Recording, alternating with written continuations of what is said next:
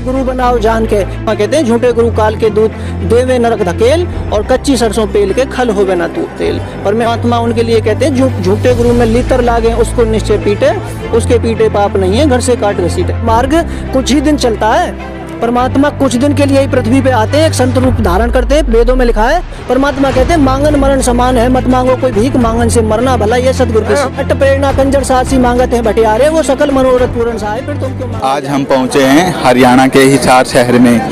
जैसा कि हम देख पा रहे हैं कि जो सुबह से ही यहाँ पर हिसार का जो सेक्टर 1-4 का जो ग्राउंड है, इसमें भारी तादाद में जो लोग हैं वो यहाँ पर इकट्ठा हुए हैं और लगातार इनकी जो संख्या है वो लगातार बढ़ती जा रही है। और इसी बीच में हम यहाँ पर आए और आने के बाद हमने निरीक्षण किया तो देखा कि ये जितने भी भारी तादाद में जो लोग आए हुए हैं ये संत रामपाल जी महाराज के अनुयायी हैं। और आइए आज इनसे जानते हैं कि यहाँ पर किस लिए आए हैं।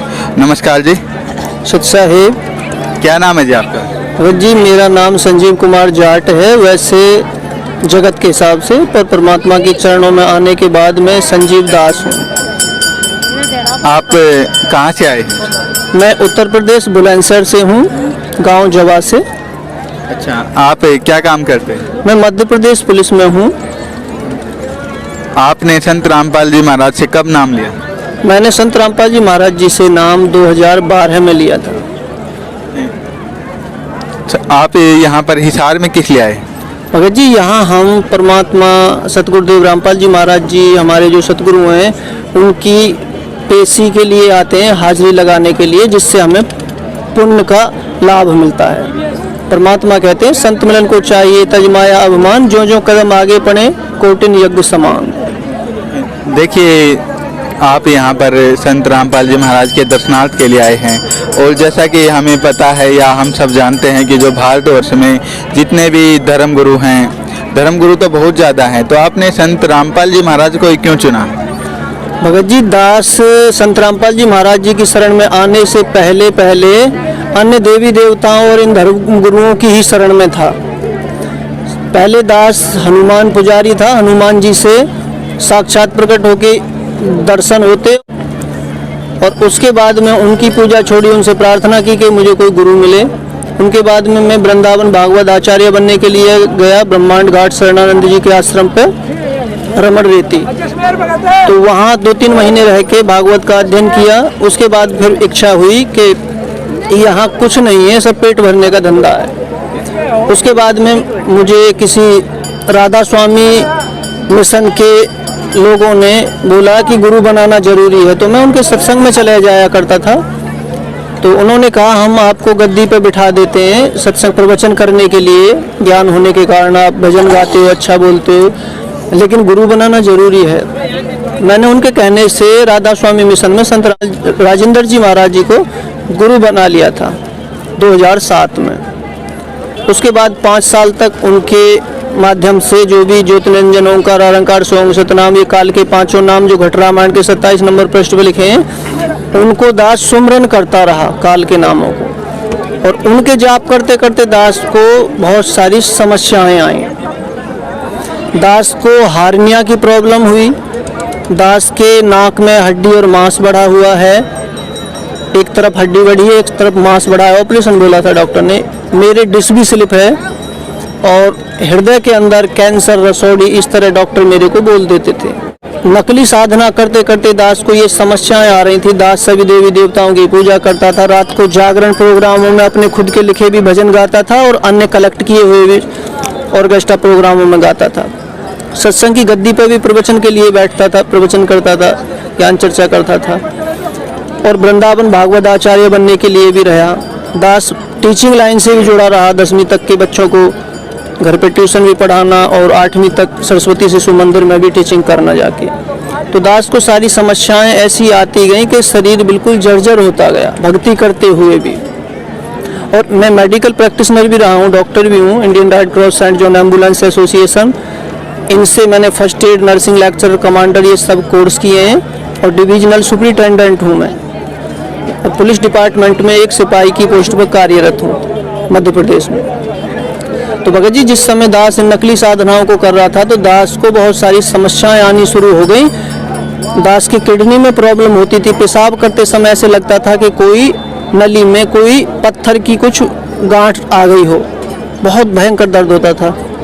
खाना खाने के बाद में यहाँ गुर्दों में यहाँ दर्द होता था, चलते समय आंतों में दर्द होता था। हार्निया की प्रॉब्लम थी, सीने में दर्द होता था और ब्रेन में भी डिस्टरबेंस महसूस होता था कि समस्या है कुछ। लेकिन इन समस्याओं से जूझते हुए भी मैं नकली साधना ही करता रहा। आपने बताया कि आप पहले आचार्य बनने के लिए भी गए, आपने संत जो दादा स्वामी पंथ है उनसे भी आप जुड़े रहे और उनकी भक्ति करने के बाद भी आपको जो तमाम समस्याएं थी वो आपके साथ बनी रही। तो फिर आपकी जो समस्याएं हैं ये कैसे दूर हुई? भगत जी, एक दिन मैं डॉक्टरी करता था जिस समय गांव में, और नाइट में क्लिनिक पे भी जाता था। तो मैं दूसरे गांव में भी बैठता था 2-3 घंटे, मेडिकल प्रैक्टिस करता था।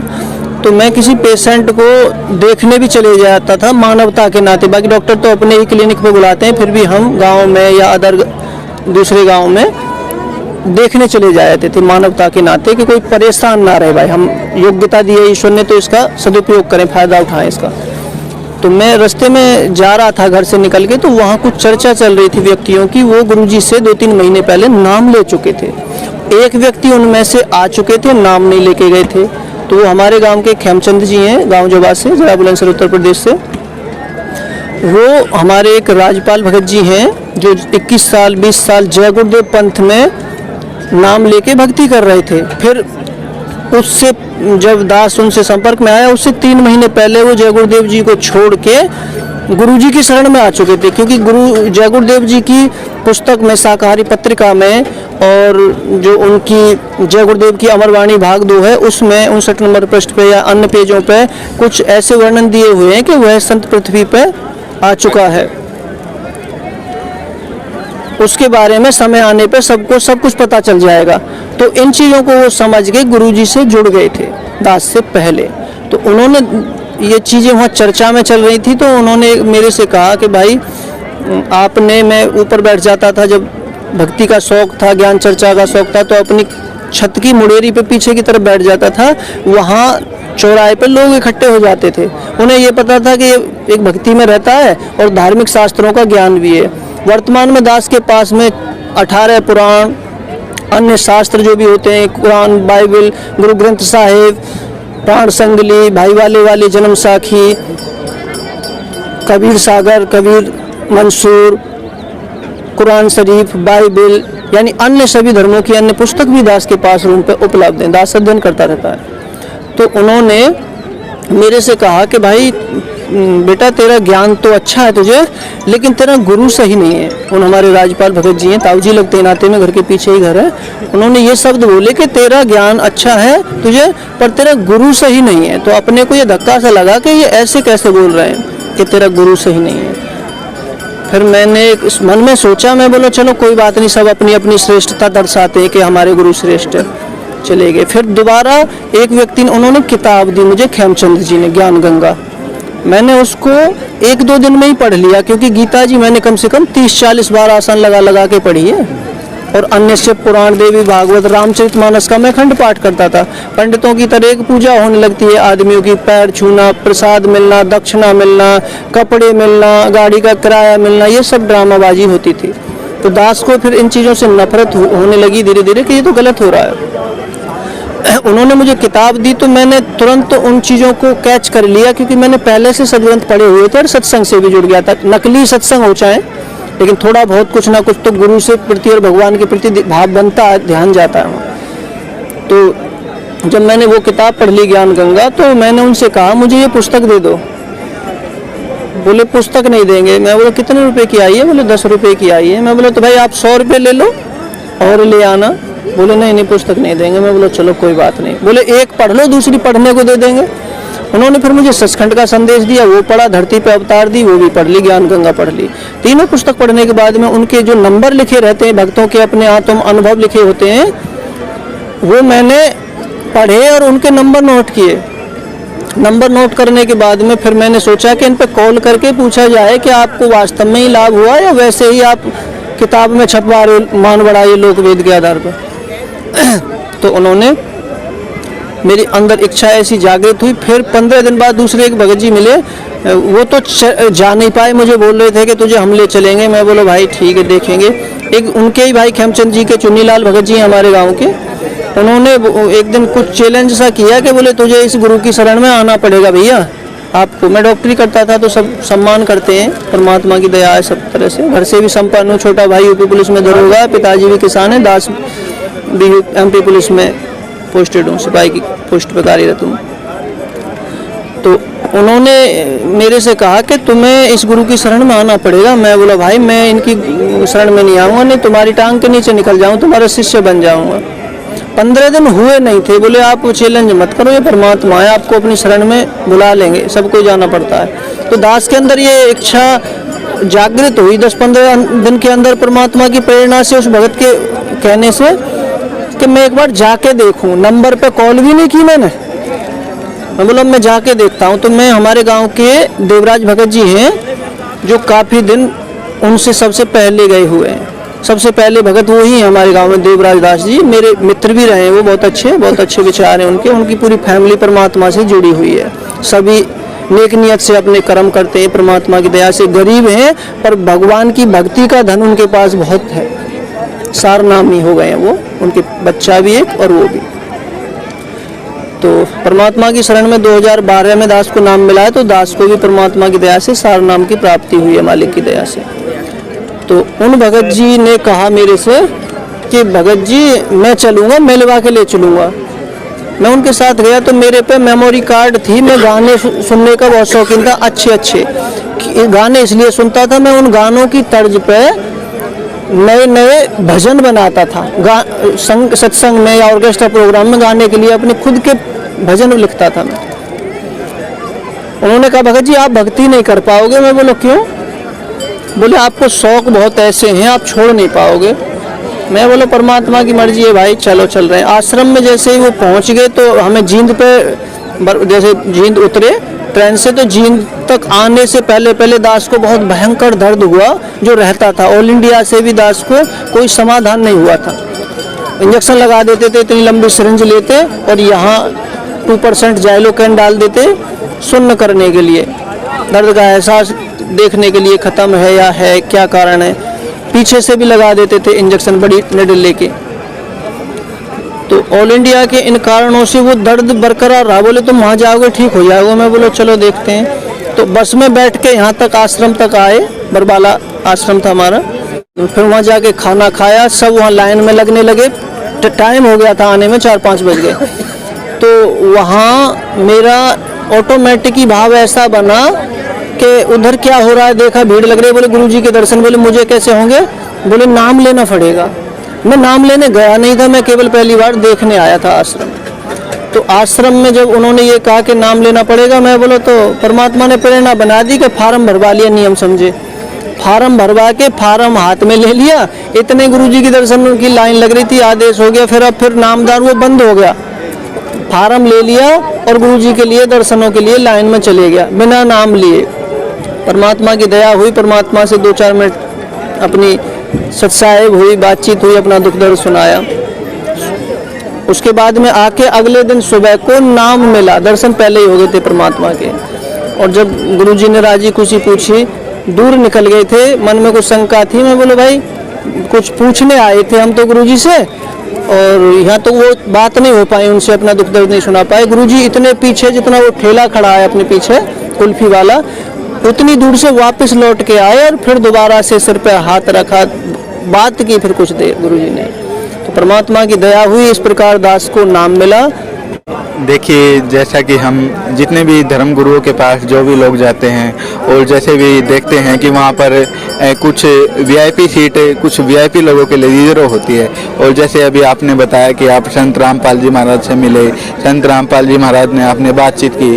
जब आपने संत रामपाल जी महाराज से बातचीत की, या मीडिया में भी ऐसा कहा जाता था कि संत रामपाल जी महाराज हैं जो लोगों से मिलने के लिए पैसे लेते हैं, तो आपसे कितने पैसे लिए?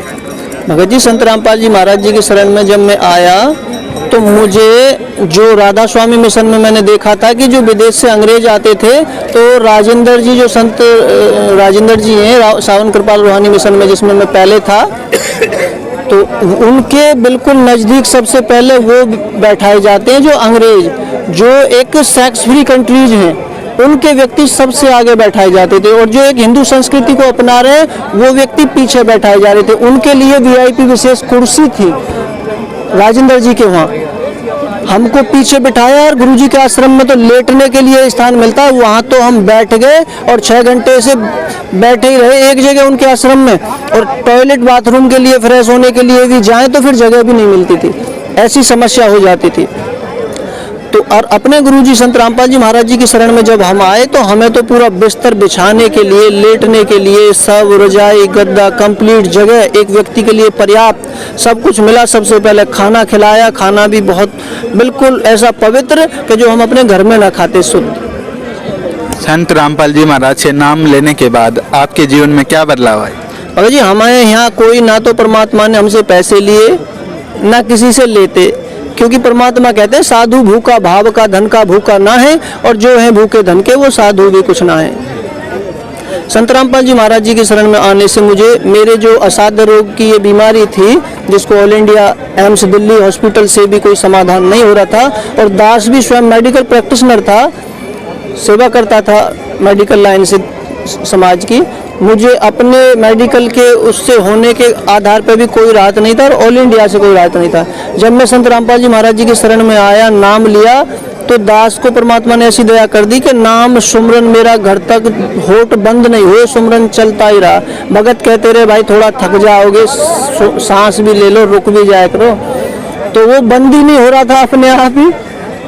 परमात्मा का सिस्टम था, घर जाके दिन रात बस सब चीज को छोड़ के वो ही शुरू, सब कैसेट वैसेट राधा स्वामी की पुस्तक सब मैं 1-2 बैगों में भर के बड़े बड़े उनमें उनके आश्रम पे दे आया। वो बोले बैठ जाओ, मैं बोला भाई तुम्हारे यहाँ सत्संग नहीं, यहाँ नाम खंडित होता है। क्यों कि गुरु की मर्यादा भंग करते हैं, ये सत्संग नहीं, सत्संग करने का अधिकार केवल सतगुरु को होता है, और ये झूठे गुरु है। परमात्मा कहते हैं झूठे गुरु काल के दूत देवे नरक धकेल, और कच्ची सरसों पेल के खल होवे न तू तेल। परमात्मा उनके लिए कहते हैं झूठे गुरु में लितर लागे उसको निश्चय पीटे, उसके पीटे पाप नहीं है घर से काट घसीटे। उनके पुस्तकों को देख के मैं तुरंत चले आया। परमात्मा की वाणी कहती है, वेद में भी लिखा है, ऋग्वेद मंडल नंबर 10 सूक्त 161 मंत्र 2 में, ऋग्वेद मंडल नंबर 9 सूक्त 80 मंत्र 2 और यजुर्वेद अध्याय 8 मंत्र 13 में स्पष्ट लिखा है कि वो परमात्मा अपने अनन्य भक्त के, अपने साधक के सभी पापों और रोगों को नाश करता है, यहाँ तक कि 100 वर्ष की आयु भी प्रदान करता है। अगर जीवात्मा इस शरीर को छोड़ने वाली है तो भी इसको यहीं रोकता है और वापस भी ला सकता है। परमात्मा कहते हैं अमर करूं सतलोक पठाऊं, ताते बंदी छोड़ कहूं, अजर अमर अस्त्र ठामम, बंदी छोड़ हमारा नामम। बंदी छोड़ के संबंध में परमात्मा बोलते हैं, यजुर्वेद अध्याय 5 मंत्र नंबर 32 में लिखा है, उसी कसी कबीर अंगारियासी, कबीर बम्बारियासी, स्वर ज्योति धामासी। परमात्मा कहते हैं उसी कसी जो पूर्ण शांतिदायक है, कबीर अंगारियासी वो कबीर है जो पापों का नाश करने वाला है, मर्दन करने वाला है। कबीर बम्बारियासी जो बंधनों का नाशक है, बंधनों का नाश करने वाला है, जन्म मरण रूपी बंधनों को छुड़ाने वाला है, वो कबीर देव है। अपने वेद ये सिद्ध करते हैं। तो परमात्मा ने जो वेद की वाणी कहती है कि परमात्मा अपने भक्त के सभी रोग और पाप नाश करता है, घोर पाप को भी नाश करता है परमात्मा, पाप के पाप को भी, अपराध के अपराध को भी। यजुर्वेद अध्याय 8 के मंत्र 13 में 7 बार एहनस शब्द लिखा है, जिसका अपराध पाप होता है, संस्कृत का हिंदी अर्थ। तो परमात्मा जो चाहे वो कर सकता है अगर परमात्मा है। देखिए, आपने संत रामपाल जी महाराज से नाम दीक्षा ली और आपने बताया कि संत रामपाल जी महाराज से नाम दीक्षा लेने के कोई पैसे नहीं दिए जाते, बल्कि जो सुविधाएं दी जाती हैं वो सभी निःशुल्क दी जाती हैं। संत रामपाल जी महाराज के नाम लेने से पहले आप राधा स्वामी से भी जुड़े हुए हैं, उसके बाद आप संत रामपाल जी महाराज की शरण में आए। आपको संत रामपाल जी महाराज की भक्ति में और राधा स्वामी जी की भक्ति में क्या फ़र्क लगा?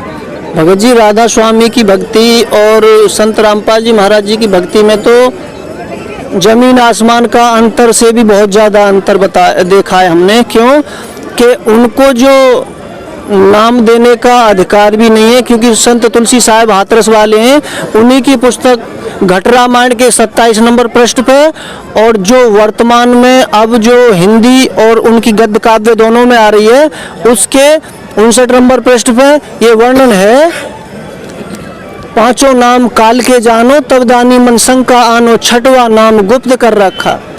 तो वे पांचों नाम काल वाले उनके पंथ में थे, और उन्हीं के राधा स्वामी के पंथ के जो प्रवर्तक थे, फाउंडर ऑफ द राधा स्वामी, स्वामी शिवदयाल जी महाराज, उनकी लाइफ हिस्ट्री में लिखा है, जीवन चरित्र में, कि उन्होंने 27 नंबर पृष्ठ पे लिखा है कि स्वामी शिवदयाल जी का कोई गुरु नहीं था, ना ही उन्होंने किसी से इस आध्यात्मिक मार्ग का उपदेश लिया था। तो जब किसी का गुरु ही नहीं है तो फिर वो आगे नाम देने के अधिकारी कैसे हैं? अधिकारी संत होता है, उसको सतगुरु कहते हैं। गीता अध्याय 7 के 19वें श्लोक में लिखा है, बहुनाम जन्मा नाम अंते ज्ञानवान माम प्रपद्यते वासुदेव सर्वमिति सह महात्मा सुदुर्लभ है। वेद में लिखा है वो परमात्मा 3 प्रकार के शरीर धारण करता है, अपनी लीला में शरीर धारण करता है, और किस लिए?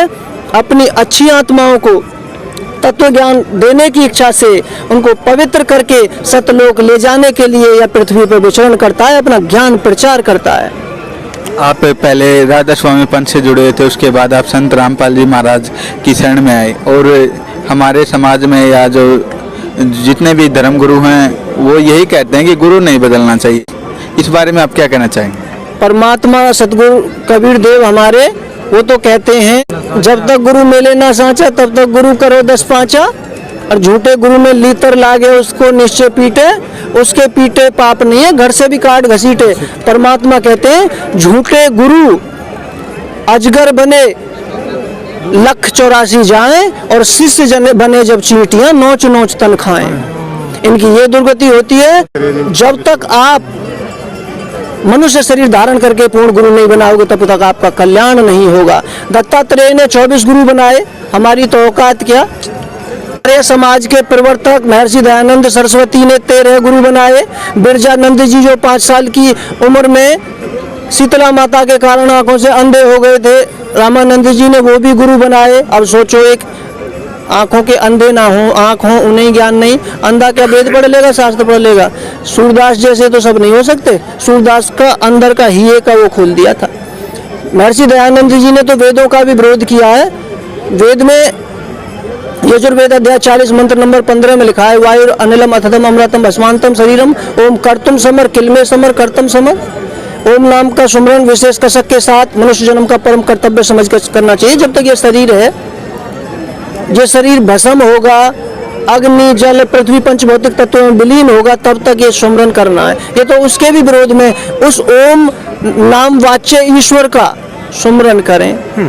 इन्होंने गायत्री मंत्र, जबकि यजुर्वेद अध्याय 36 का मंत्र नंबर 3 है वो, और इन्होंने ऋग्वेद में वो अधूरा है तत्सवितुर्वरेण्यम, वहां से उसको पूर्ण मान लेते हैं, जबकि यजुर्वेद अध्याय 36 मंत्र नंबर 3 में वो कंप्लीट है, जिसको ये एक मंत्र को गायत्री मंत्र कह के बोल देते हैं भारतवर्ष के अज्ञानी गुरु। जबकि गायत्री तो पंच गायत्री गुच्छ एक मंत्र सतगुरु रामपाल जी महाराज ने दिया है, जो पंच प्रधान देवताएं और गुरु और गोविंद सब उसमें सम्मिलित होते हैं। ये उन नामों को देते हैं। जो गायत्री मंत्र यजुर्वेद अध्याय 36 मंत्र नंबर 3 है, जो भूर्भुवस्व से शुरू होता है, भूर्भुवस्व तत्सवितुर्वरेण्यम भर्गो देवस्य धीमहि धियो यो न प्रचोदयात्। ओम शब्द भी नहीं है। महर्षि दयानंद जी ने अपनी अज्ञानता के कारण, अपनी सोच के कारण उस ओम के मंत्र को उसमें जोड़ दिया, जबकि वेद ये कहता है कि वेद के किसी मंत्र में ना कुछ घटाना ना कुछ उसमें ऐड करना। ऐड करते तो परमात्मा ही करके भेजते, इन अज्ञानियों को जोड़ने की जरूरत नहीं होती। तो परमात्मा की इन चीजों में कुछ लोग चतुराई करते हैं। संत रामपाल जी महाराज जी ने इन नकले, जितने भी नकली गुरु हैं, इन सब की पुस्तकों को अपनी जो हिंदू धर्म, ईसाई धर्म, मुसलमान धर्म, सिख धर्म और भी जैन धर्म, बौद्ध धर्म, आर्य समाज, जितने भी राधा स्वामी मिशन में जितने भी मिशन चल रहे हैं पृथ्वी, सब कबीर परमेश्वर के और भी नकली पंथ चल रहे हैं, 42 वंश धर्मदास के चल रहे हैं। उन सब की अज्ञानता की परमात्मा ने उन्हीं की किताब दिखाकर और परमेश्वर की सच्ची वाणी और जो अपने वेद और अपने पुराण गीता जी, इन सब को प्रमाणित करके उनको अज्ञान को ये दिखाया कि देखो ये नकली कौन सा मंत्र दे रहे हैं, क्या कार्य कर रहे हैं। जबकि वेद में सामवेद संख्या 822 उत्तरार्चिक 14 संवत्सर तस्य नाम में लिखा है। कुरान शरीफ 42 सूरासुर है में लिखा है, ये इंसीन काफ, गुरु ग्रंथ साहिब में भी लिखा है 3 नाम, और यही हमारे गीता अध्याय 17 के 23वें श्लोक में लिखा है ओम तत्सदिति निर्देश ब्रह्मण त्रिविध स्मृत है। ब्राह्मणा तेन वेदा यज्ञ वेता च पुरा। ये 3 मंत्र देने का पृथ्वी पे कोई दूसरा अधिकारी नहीं है। अधिकारी कौन होता है उसके लिए बताया तत्वदर्शी संत।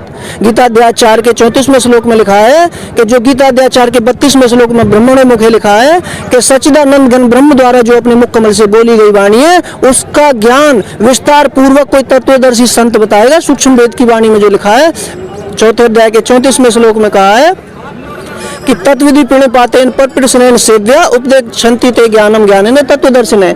उस तत्व ज्ञान को जो परमात्मा को जानने जनाने वाला ज्ञान है, तत्व ज्ञान है, आत्म वस्तु और अनात्म वस्तु का ज्ञान कराने वाला ज्ञान है, अपने भले बुरे का ज्ञान कराने वाला ज्ञान है, उसको मोक्ष के ज्ञान को वो कोई तत्वदर्शी संत ही बताएगा। उसकी शरण में जा, उनको दंडवत प्रणाम कर, कपट छोड़कर सरलता पूर्वक प्रसन्न कर। वो प्रसन्न करने पर तेरे को उस तत्व ज्ञान का उपदेश करेंगे। उस तत्वदर्शी संत की पहचान भी गीताध्याय 15 के श्लोक नंबर 1 से 4 में बताई है। गीताध्याय 15 का श्लोक नंबर 1 है ये, ऊर्ध्वमूलम अधः शाखम अश्वत्थम प्राहुरेवं छंदांसि यस्य पर्णानि यस्तम वेद स वेदवित्।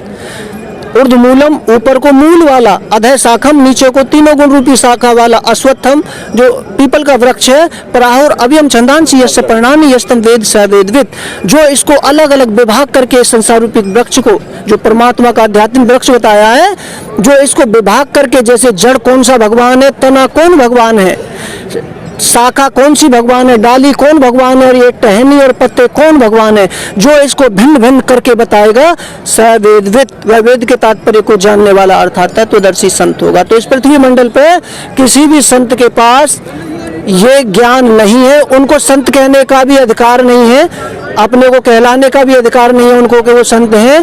क्योंकि संत होता है, संत की परिभाषा होती है शांति, नम्रता, त्याग, 2.5-3 अक्षर का संत शब्द है। जिसमें ये चीज ना हो संत नहीं होता। संत रामपाल जी के ऊपर इन हरियाणा सरकार ने 2006 में, 2013 में, 14 में ये भी जो भी अत्याचार किए, जो भविष्यवाणी लिखी है परमात्मा की कबीर सागर सूक्ष्म वेद में धर्मदास जी को बताई है कि जो मम संत सत्शब्द दृढ़ावे उसके संग सब राड बढ़ावे, ऐसे संत महंत की करनी धर्मदास में तो से वर्णी। तो जो संत आएगा उसके साथ अत्याचार होगा। तो पृथ्वी मंडल पर संत रामपाल जी महाराज जी के सिवा इस तत्व ज्ञान को देने वाले एक भी गुरु नहीं है। वो सब या तो ज्योति जलाना बंद करवाएंगे राधा स्वामी में, ये कहेंगे अंदर अनुभव करो, अनुभव की बात बताएं। तुम्हें खाक अनुभव होगा जब तुमने कुछ देखा नहीं, पढ़ा नहीं, वेदों को तुमने छोड़ दिया।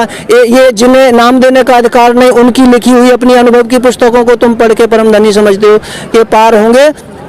शिवदयाल जी की शाखा में से जयमल सिंह, सावन सिंह, कृपाल सिंह, दर्शन सिंह, राजेंद्र जी, ये एक सिस्टम है इनका। राधा स्वामी का बाप बेटा की गद्दी पे आगे बैठे हुए कृपाल सिंह, दर्शन सिंह, फिर राजेंद्र जी। और परमात्मा नाद बिंद का वर्णन करते हैं, वचन माने सो वंश हमारा। जो वचन मुंह से द्वारा बोली गई वाणी के आधार पर अपना शिष्य बनाएगा, एक बिंद से वीर्य से जो पैदा संतान होती है उसको तो हम अपना वंश कहते हैं, अंश कहते हैं। और जो ये होते हैं बिंद से, और जो नाद के होते हैं, जो वचन द्वारा बोले हुए बच्चे होते हैं।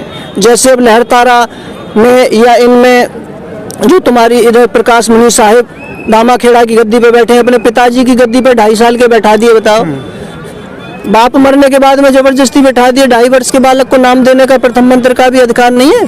3 वर्ष का हो जाए प्रथम मंत्र दिलवा दो, 8 वर्ष का हो जाए सतनाम दिलवा दो।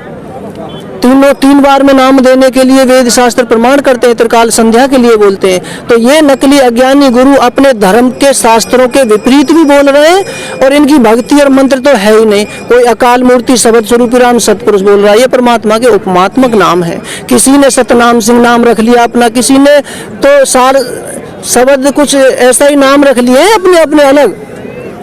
तो इन्होंने अपनी अज्ञानता के कारण ये दुकान चला रखी है। दास ने सत्यार्थ प्रकाश तो बिल्कुल एक एक पॉइंट ऐसे हाईलाइट कर करके पढ़ा है 200 साल पहले, लेकिन उसको जब तक उसी को सही समझते थे जब तक ज्ञान नहीं था।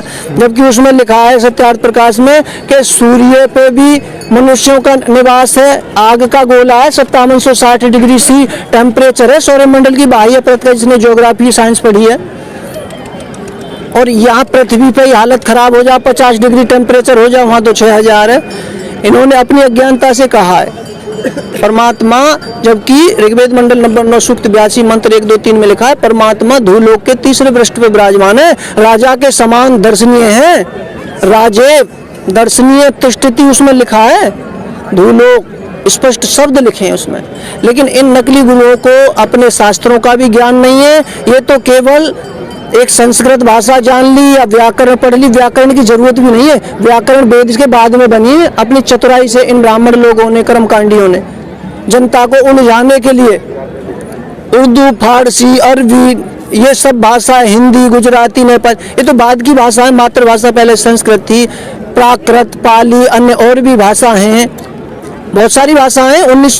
9500 भाषा हो रही है और 6443 जातियां हो रही है भारतवर्ष में, अज्ञानता के कारण। जबकि परमात्मा कहते हैं ज्ञान गंगा के हर पुस्तक के ऊपर नीचे कहीं लिखा है परमात्मा का, जीव हमारी जाति है, मानव धर्म हमारा, हिंदू मुस्लिम सिख ईसाई धर्म नहीं कोई न्यारा। और ये नकली गुरु यहाँ तो धर्म में भेदभाव कर रहे हैं। शिव पुराण विद्वेश्वर संहिता अध्याय 1 के 36 और 37 पेज पे लिखा है, जो कलयुग में, सतयुग में राक्षस प्रवृत्ति के थे, कलयुग में ब्राह्मण बन के पूजे जाए, ठगी करेंगे, झूठ बोलेंगे, अपनी रोजी रोटी के लिए भोली आत्माओं को गुमराह करेंगे, धर्म का आचरण नहीं करेंगे, वेद बेच के अपना भरण पोषण करेंगे, जीविका चलाएंगे, ये ब्राह्मणों का कर्म होगा। यही श्रीमद् देवी भागवत दुर्गा पुराण में लिखा है 414 पे पहली वाली में, और अब 425 है, जो दास के पास नई प्रिंट होके आई है, उसमें 425 पे लिखा है, जो दास ने अभी वर्णन बताया था। सतयुग के राक्षस कलयुग में ब्राह्मण बन के पूजे जाएंगे, झूठ बोलेंगे।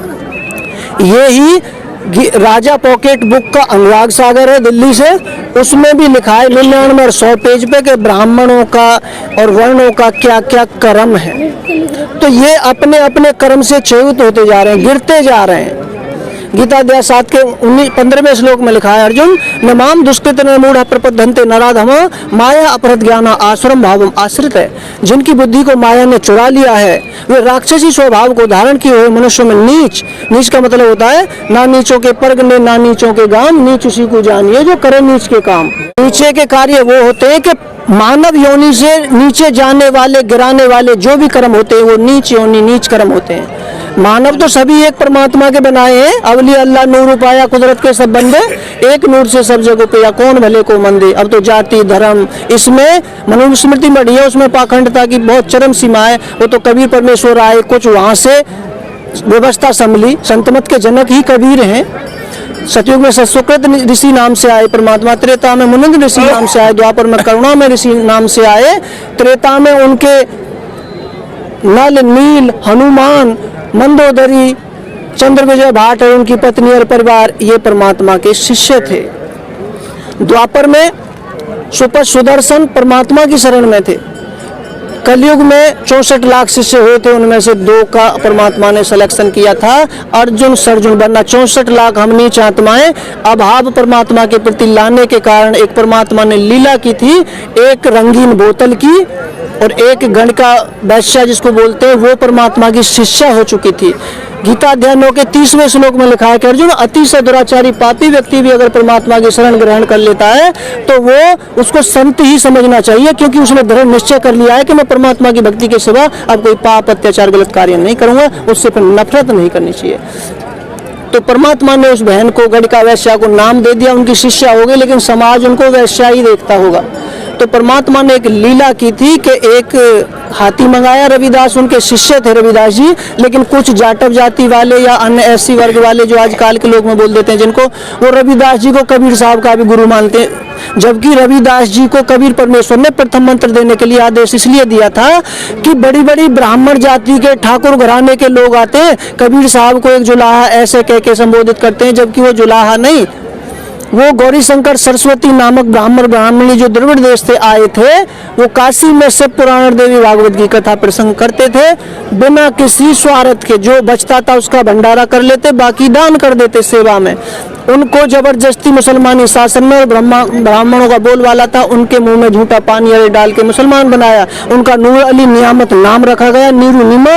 उनको निसंतान थे वो, उनको लहरतारा तालाब में, जो गंगा की लहरों से बहके पानी एक तारा नामक स्थान में चले जाता था, उस लहरतारा तालाब में कमल के फूल पे जब उनको मुसलमान बना दिया तो गंगा नदी में ब्राह्मणों ने मना कर दिया, तूने धर्म परिवर्तन कर लिया, गंगा में नहीं नहाएगा। तो उन्होंने उधर नहाना शुरू कर दिया, जब तक कोई ना जागे पहले ही नहा जाते थे।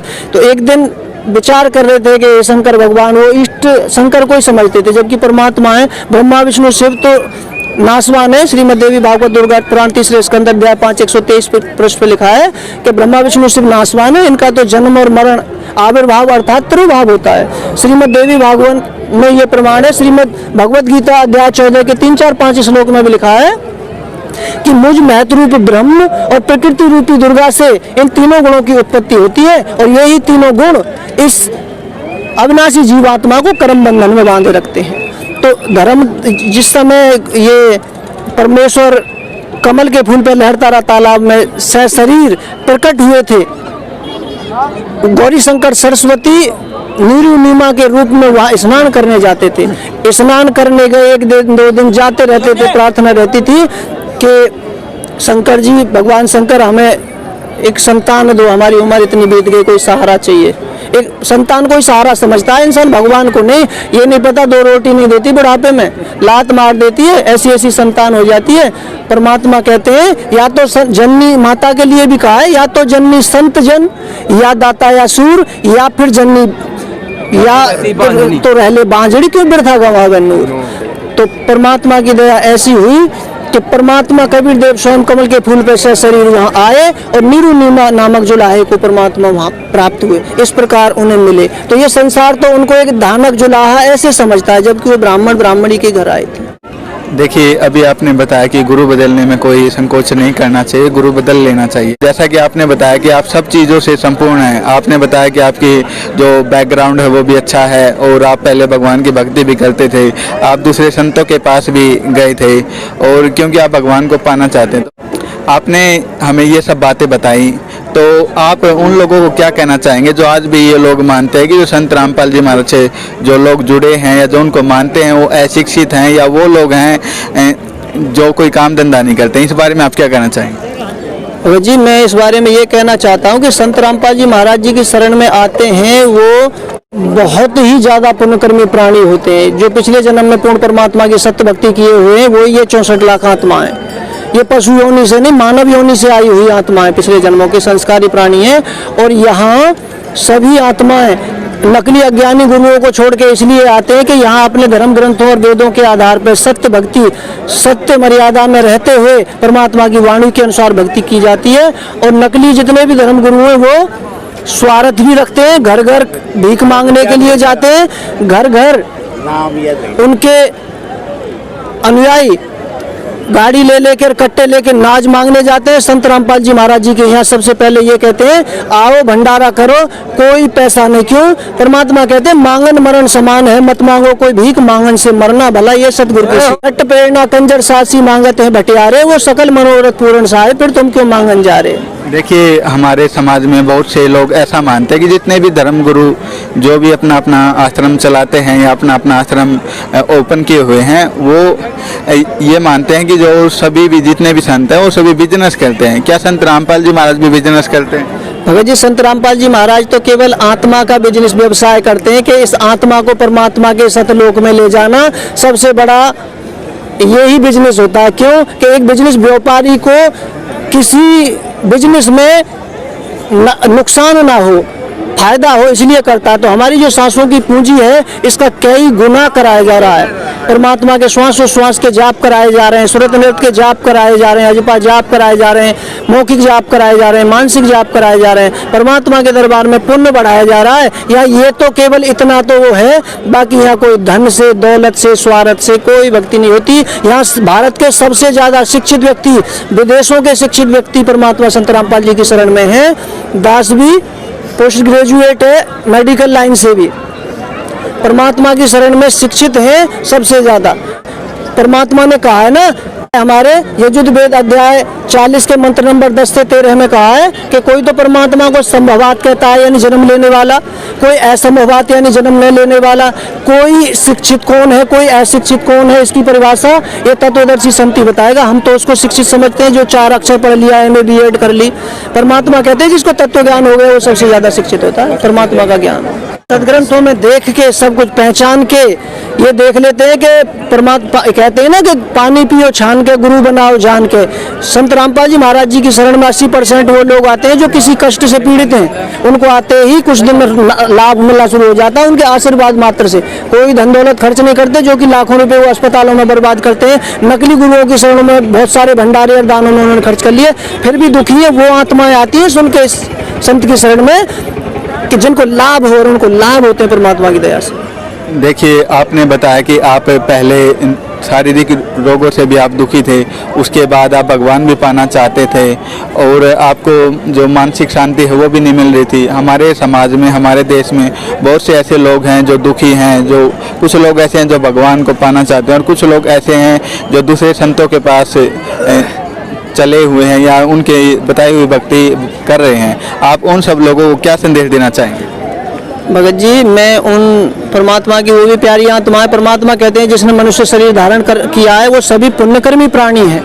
उनसे भी ज़्यादा पुण्यकर्मी प्राणी वो है जो किसी धार्मिक आस्था से जुड़े हैं। उनसे पुण्यकर्मी ज़्यादा प्राणी वो हैं कि जिन्होंने गुरु बना रखा है। उनसे भी पुण्यकर्मी प्राणी वो जो गुरु बनाकर मर्यादावत भक्ति करते हैं, परमात्मा की सत्य भक्ति। तो मैं उन सभी पुण्यात्माओं से ये प्रार्थना करता हूँ कि वो सभी पुण्यात्मा परमात्मा पृथ्वी पे आए हुए हैं, जल्दी से जल्दी अपना कल्याण कराएं, क्योंकि ये मार्ग कुछ ही दिन चलता है।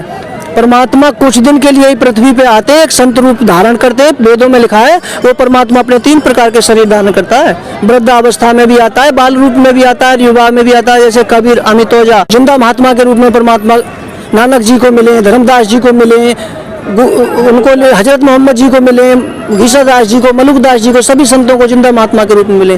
तो ये संत परमात्मा रूप में पृथ्वी पर विराजमान है। संत रामपाल जी महाराज के लिए भविष्यवाणी भी लिखी है कि वो संत जब प्रकट होगा स्वतंत्रता के 4 वर्ष बाद, यानी 1951 में, 1947 में देश आज़ाद हुआ और 4 वर्ष बाद संत रामपाल जी का वो हुआ। गुरु नानक जी की भी वाणियों में लिखा है जाट जाति में आएगा और उसका बटाला बरवाला क्षेत्र होगा। Florence Nightingale new Jersey America की भविष्यवक्ता ने भी कहा पृथ्वी पे एक ऐसा संत होगा जिसके अनुयायी परमात्मा की उसमें रहेंगे, भक्ति में बंधे हुए। फ्रांस देश के भविष्यवक्ता नॉस्ट्रेडेमस ने भी भविष्यवाणी की है कि उस पर देशद्रोह का केस लगाया जाएगा।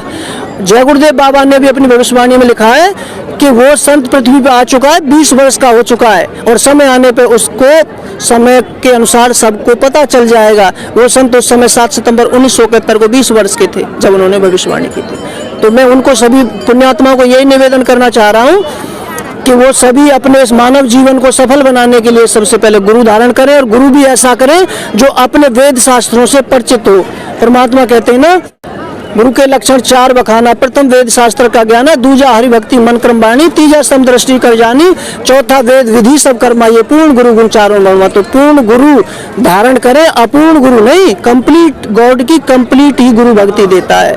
तो ऐसे मैं उनसे सभी से निवेदन करता हूँ कि परमात्मा की आप भी प्यारी आत्माओं से परमात्मा पाना चाहती हो, आप अनजाने में गलत गुरुओं को सेलेक्ट कर लेती हो।